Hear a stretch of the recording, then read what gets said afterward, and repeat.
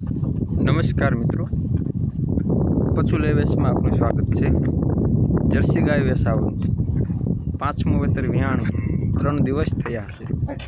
હાલ દૂધ 7 થી 8 લીટર આવ્યું છે। ગયા વેતર 13 લીટર દૂધ હતું। નીચે વાછડો છે। કિંમત 70,000 છે। અંદાજિત કિંમતમાં ફેરફાર થઈ જશે। માલિકનો નંબર આપેલો છે। ગામ સોમનાથ પીપળિયા, તાલુકો જસદણ, જિલ્લો રાજકોટ।